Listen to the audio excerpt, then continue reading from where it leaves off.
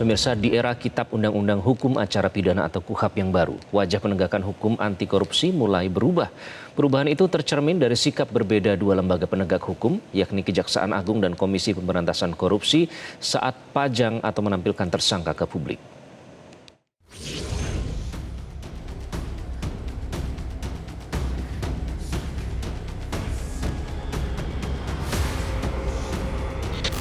Perbedaan wajah penegakan hukum kembali menjadi sorotan publik.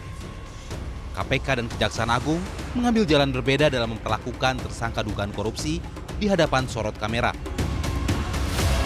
KPK secara tegas memutuskan tidak lagi memajang tersangka kasus dugaan korupsi ke publik, termasuk dalam konferensi pers.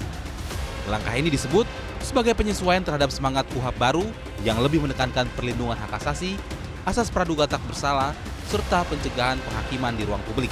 Dan kita juga sudah mengadopsi KUHAP yang baru, gitu ya.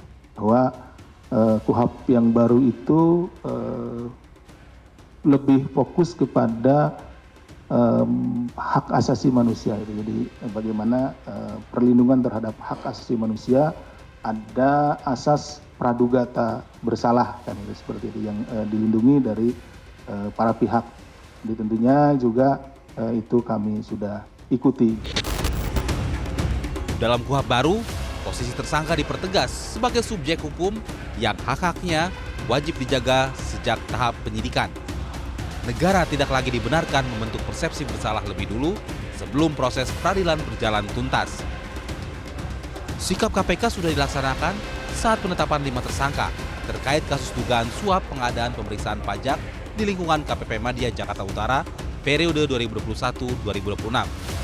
Kelimanya tak lagi ditampilkan, namun mereka muncul saat akan memasuki mobil tahanan. Namun di sisi lain, Kejaksaan Agung masih mempertahankan praktik menampilkan tersangka dalam konferensi pers.